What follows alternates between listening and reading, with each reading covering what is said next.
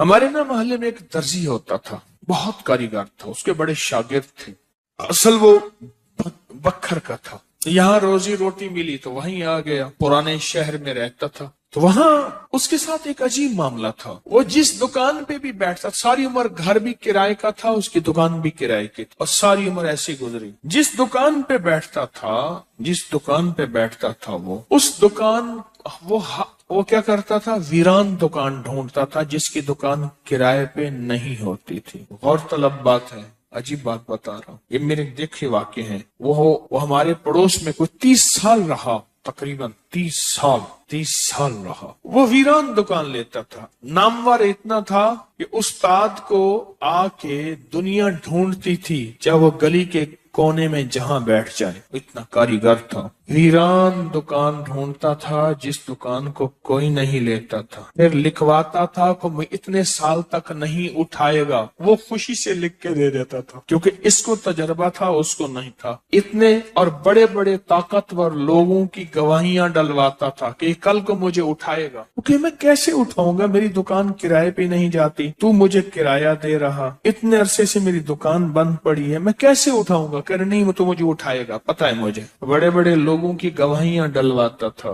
لکھواتا تھا، کرایہ دیتا رہوں گا، دیتا تھا۔ ادھر وہ کرائے پہ بیٹھتا تھا، چند دنوں کے پاس اس کے پاس لوگ آنا شروع ہو جاتے، یہ دکان دے، وہ اگر 20 روپے کرایہ دیتے، ہم 30 روپے دیتے ہیں، ہم 40 روپے دیتے ہیں، کوئی کہ ہم 50 روپے دیتے ہیں۔ اب اس کا دماغ بیچارے کا تو ویسے ہلا، چیترل گیا، دماغ تو ہلنا تھا۔ وہ اس کو آ کے کہتا کہ مجھے اتنے لوگ دے رہے ہیں، میں نے کہا میں نے تجھے پہلے کہا تھا لکھوا کے دو۔ اچھا، یہ چند بار ہوا، جس دکان پہ بھی بیٹھتا تھا، اس دکان پہ بیٹھتے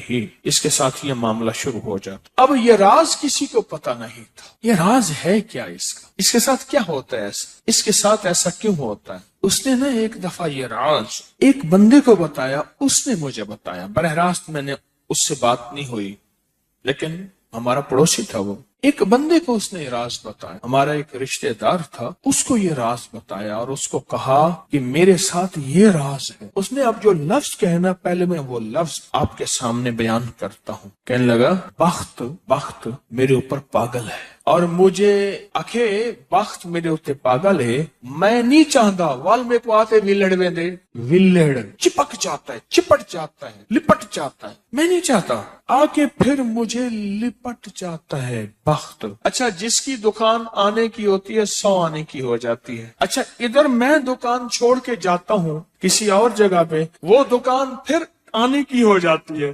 پھر جہاں میں جا کے بیٹھتا ہوں پھر وہ 100 آنے کی ہو جاتی، پھر وہ پیچھے والے مجھے آ کے بلاتے ہیں، آپ کی مہربانی آ جاؤ، اس سے کم کرایہ دینا۔ تھا کوئی ایسا، کیونکہ ہاتھ کا کاریگر بہت کم ہوتا ہے جو سر پھرا نہ ہو، ہاتھ کا کاریگر وہ ہاتھ کا جس شعبے کا ہو، تھا کوئی سر پھرا، کہہ رہے میں نہیں جاتا تو دکان پہ، تم نے مجھے نکالا تھا۔ ساری زندگی اس نے ایسے گزاری۔ اب یہ بخت کہاں سے ملا؟ اب بخت کو سن، کہا میرا باپ مزدور تھا، مزدوری کرتا تھا، بڑا ہوا تو اس نے مجھے درزیوں کے کام پہ ڈال دیا کہ بیٹا چلو چھاؤں کا کام ہے تو کرتا رہے گا۔ میں تو دھوپ سردی گرمی مزدوریاں کرتا رہا، درزیوں کا کام چھاؤں کا کام ہے تو کرتا رہے گا۔ اور میرے والد کہتا تھا تجھے کوئی ایسا رئیس مل جائے جو اپنی دیوڑی میں تجھے جگہ دے۔ بعض رئیس ایسے ہوتے ہیں جنہوں نے مستقل درزی رکھے ہوئے ہوتے ہیں، ان کا ہر وقت کپڑے سلتے رہتے ہیں۔ کہہ رہے دعائیں دیتا تھا والد مجھے کوئی رئیس مل جائے۔ کہ والد کا حادثہ ہو گیا، والد کی ٹانگ ٹوٹ گئی، والد کی بوڑھی والدہ تھی، میں ہم والد کی خدمت کرتے تھے، والد دعائیں دیتا تھا، ان پڑھ تھا، کسی نے والد کو اللہم صلی علی محمد بتا دیا، بس یہی پڑھتا تھا، اور ٹوٹی پھوٹی قل ہو اللہ پڑھتا تھا، باقی کوئی ابا کو پتا نہیں تھا۔ کہا میں درزیوں سے پیسے تھوڑے سے لاتا تھا، گھر میں فاقے آنا شروع ہو گئے، تھوڑے سے پیسے میں لاتا تھا، ابھی کام سیکھا نہیں تھا، استاد کبھی کبھار دے دیتا تھا، اور والد روز لاتا تھا، گھر میں سختی اور تنگی آنا شروع ہو گئی، بہت زیادہ غربت، تنگ دستی۔ پہلے ہماری ایک پھوپھی تھی، کہیں دور رہتی تھی، بہت بوڑھی تھی، والد سے بھی بڑی تھی. وہ آ کے ہمارے گھر اس نے قیام کر لیا کہ تمہارے والد کی خدمت کروں گی. اس کے بیٹے اسے ٹھوکریں مارتے تھے اور اس کی عزت نہیں کرتے تھے. وہ پھر گھر آ گئی. اب میری ماں مجھے دیکھے، میں اپنے دیکھوں. ماں نے کہا بیٹا آ گئی ہے، اس کی بھی خدمت ساتھ کرنی ہے. اب پھوپھی نے، ایک پھوپھی بوڑھی ابے سے بڑی، ایک والد معذور، بوڑھی والدہ اور بہت سارے بہن بھائی. کہا کہ کئی راتیں ایسی گزرتی تھی میں اور میری ماں نہیں کھاتے تھے، فاقوں میں سوتے تھے، پھوپھی کو کھلاتے تھے. کہا پھوپھی کھاتی بہت تھی، کھاتی بہت تھی. آپ بچوں کا سب کچھ کھا جاتی تھی، سارا اپنا بھی کھا جاتی تھی، کھاتی بہت تھی پھوپھی. کہا اس سے چھینتے تھے تو پھوپھی لڑنے پہ آ جاتی تھی. ایک گھر میں عجیب کشمکش تھی. کہا ان سختیوں تلخیوں میں ان کی خدمت کرتا رہا، باپ کی ماں کی خدمت کرتا رہا، حتیٰ کہ والد پتہ نہیں کتنے سال کہے مجھے بھول گئے، فوت ہو گئے. اور پھوپھی نے کے دل میں یہ بات آئی کہ ہم نے والد کو زہر دیا ہے. اس نے سارے جہان کو کہنا شروع کیا کہ انہوں نے والد کو زہر دے دیا، میرے بھائی کو مار دیا.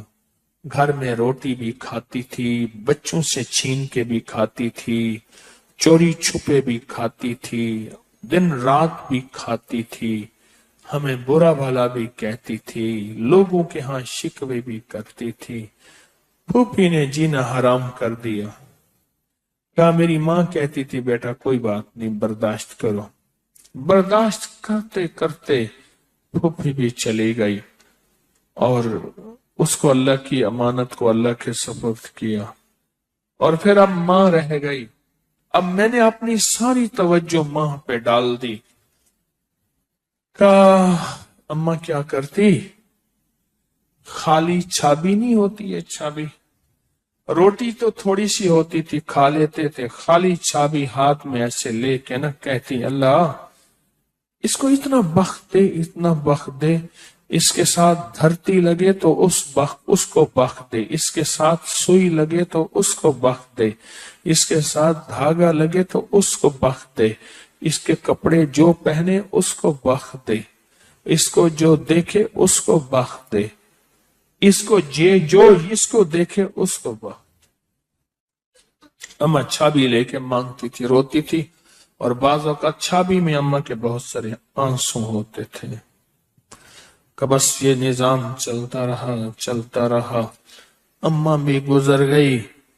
اب اس کے بعد پھر میں، میرے بچے، اب جو بخت کے دروازے کھلے، میں جس کو دیکھتا ہوں اس کو بخت، جو میرے کپڑے پہنتا ہے اس کو بخت، جس سے سوئی خریدتا ہوں اس کو بخت، جس سے دھاگا خریدتا ہوں اس کو بخت، جس کی جگہ پہ بیٹھتا ہوں اس کو بخت. بخت جب بیدار تھا بدبخت آنکھیں سو گئیں. خیال کرنا ابھی بخت بیدار ہے، کہیں بدبخت آنکھیں سو نہ جائیں. وہ دعاؤں کا ذخیرہ اس درجی کے پاس تھا، وہ دعاؤں کا ذخیرہ، پھوپھی کی ناگواریوں کا ذخیرہ، ابی کی صبر کا ذخیرہ، پھوپھی کی ناگواریوں کا ذخیرہ، اماں کے صبر کا ذخیرہ وہ ساتھ تھا. بس سہتا رہا، چلتا رہا. اللہ کے نامہ اعمال میں، اللہ کے نظام میں لکھا جاتا رہا. وہ تجھے کوئی دعائیں دے نہیں رہا، نہ دے، میرے نظام میں تو ان لوگوں میں ہے جن کے ساتھ دعائیں ملتی ہیں، جن کے ساتھ دعائیں لگتی ہیں، جن کے ساتھ دعائیں لپٹ جاتی ہیں، تو ان لوگوں میں. ہمیں دعاؤں کا ذخیرہ چاہیے، ہمیں دعائیں چاہیے کسی کی، ہم کسی کی دعاؤں میں آ جائیں. میرے حضرت فرماتے تھے نظر بد لگتی ہے نا کھا جاتی ہے، اس طرح اچھی نظر بھی لگتی ہے۔ تجھے کسی اللہ والے کی اچھی نظر لگ جائے، تجھے مرشد کی اچھی نظر لگ جائے، تجھے ماں باپ کسی درویش کی اچھی نظر لگ جائے اور نظر تیرا کام بنا دے گی۔ جس طرح بری نظر کھا جاتی ہے، برباد کر دیتی ہے، اس طرح اچھی نظر آباد اور شاد کر دیتی ہے، مراد کر دیتی ہے۔ ان کو یہ میں نے عمل دیا تھا اور میں نے یہ اسی ایک ساتھی سے پڑھوایا اور ایک یوں بھی کرتے ہیں، کرے یوں ہو گیا۔ کون ساتھ تھا ازبک سفر میں اور کون ساتھ تھا؟ یہ تھے۔ میں نے کیا عرض کیا تھا کہ یہ 40 دفعہ جو ہے دے رہا ہوں، اس کی تاثیر کیا ہوگی؟ 40 لاکھ جتنی، 40 لاکھ کی ہوگی۔ اور جس نے یقین کیا وہ بتا رہا ہے کہ کوئی زندگی کا خوف ہے، وہ رزق کا، وہ دولت کا، وہ دولت عزت جانے کا، وہ رشتوں کا، وہ صحت کا، وہ جادو کا، وہ بندش کا، کوئی دشمن کے حملے کا، کسی کوئی خوف ہے، بس 40 دفعہ پڑھا۔ یہ ازبکستان میں میرے ساتھ جو گئے تھے انہیں میں نے اس سفر کا تحفہ دیا تھا، اور میں نے یہ عرض کیا تھا ان سے کہ اللہ کے نام کی طاقت اور بھروسے میں کہہ رہا ہوں وَقَفَى بِاللَّهِ وَلِيًّا وَقَفَى بِاللَّهِ نَصِيرًا، کہ اس بھروسے پہ کہہ رہا ہوں، عرض کر رہا ہوں کہ جو 40 دفعہ پڑھے گا، ان حضرات کو میں نے یہ اجازت دی تھی 40، اس کو اس کی تاثیر کتنی ملے گی؟ 40 لاکھ کی، اور واقعی ہے ایسے۔ آپ انہوں نے پیسے بھرے تھے،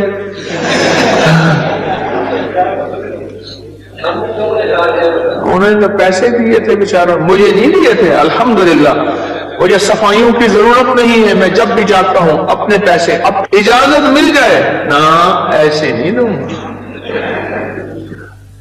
یہ انہوں نے لفظ ایک استعمال کیا ہے طلاقوں کی بڑھتی ہوئی شرح، اس سے بہت خوف زدہ ہوں، بہت پریشان ہوں۔ اتنی مخلوق آ کے روتی ہے، اتنی روتی۔ میں رات کا واقعہ سنا، میں ایک جگہ ایک محسن کے ہاں بیٹھا تھا، تو جن کا میں نے کہا نا وہ میرے دوست کے گاڑی چلا رہے تھے، تو مجھے بتایا کہ یہ اس وقت یہ واقعات چل رہے ہیں، یہ چل رہے ہیں۔ میں نے کہا اچھا، مجھے کب پتا چلا؟ تو وہاں وہ کہنے لگے کہ میری شادی ہوئی، تو شادی کے دوسرے دن ولیمے کے دن اس خاتون کی جو بیوی بنی اس کی سہیلی کی شادی تھی، تو سہیلی کی شادی میں دونوں میاں بیوی گئے، تو جو سہیلی کا والد تھا اس نے اپنے جو ہے داماد کو گاڑی بھی دی، کوئی 20-22 لاکھ بھی دیا، یہ بھی دیا۔ اس نے آ کے جھگڑا شروع کر دیا کہ تیرے ماں باپ نے کیا دیا مجھے، اور تیسرے دن گھر سے باہر نکال دیا اور طلاق ہو گئے۔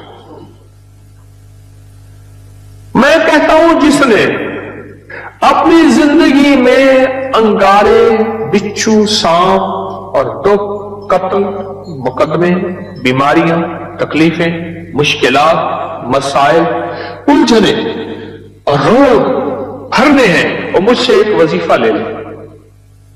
وہ وظیفہ یہ لے لے، بیوی کے ماں باپ کو گالیاں دے اور ان سے کہے جائیداد لے آ اور جہیز لے آ، اس سے مطالبہ کرے جا ماں باپ سے حصہ لے آ، یا اس سے کہے تیرے ماں باپ نے کیا دیا مجھے، اور ماں باپ سے جا کے مطالبے کر۔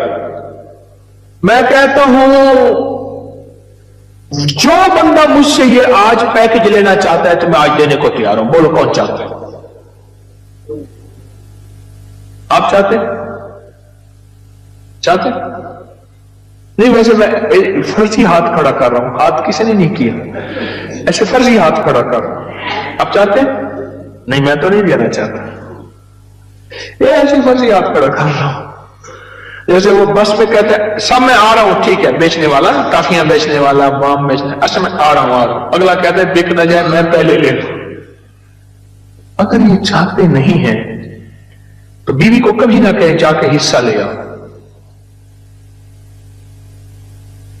میں نے اپنی اہلیہ سے کہا اپنے بہن بھائیوں کو اپنا حصہ دیا کرتے، اور اور جس دن میرا رشتہ ہو رہا تھا اس دن میں نے پہلا مطالبہ یہ رکھا میں جہیز نہیں لوں گا، اور 2 چیزیں میں نے کہی تھی، میرے سسر مرحوم، میری ساس اور میرا ایک ماموں، بچوں کا ماموں وہ بیٹھا ہوا تھا، میں نے کہا میرے اندر 2 چیزوں کی کمی ہے، ایک ایمان کی، ایک اخلاق کی، بس مجھے تو کوئی ایسا ساتھی ملے جو میرے ان 2 چیزوں کی کمی پوری کر دے گا، مجھے یہ 2 چیزیں چاہیے، ایک ایمان کی کمی ہے، ایک اخلاق کی کمی ہے میرے اندر، اور مجھے کچھ بھی نہیں چاہیے۔ الحمدللہ کوئی جہیز کی کہانیاں کچھ بھی نہیں، کچھ بھی نہیں چاہیے۔ اور ولیمے میں سارا شہر کے جو غریب تھے، جمعدار تھے، جو تھے ولیمے میں برتن بھی چوری کر کے لے گئے ہوتے، یہ پہلے سے بجٹ میں رکھ لیا کرے تو برکت بڑی ملی۔ ولیمے میں رشتہ داروں کو بلایا، دوستوں کو بلایا، لیکن غریب غربا بہت بلایا، چھوٹے گوشت کا قورمہ بنایا، بہترین چیزیں بریانیاں بنائی، زرد متنجن بنائے، یہ نہیں ہے کہ ان کو اوتری چیزیں دینی ہیں، ان کو بھی وہی کھلاؤ جو عمراء کو کھلاتے ہو۔ اور اگر ولیمہ کرنا ہے تو گھر میں 4 بندے بٹھا کے بھی تو ولیمہ ہو سکتا ہے۔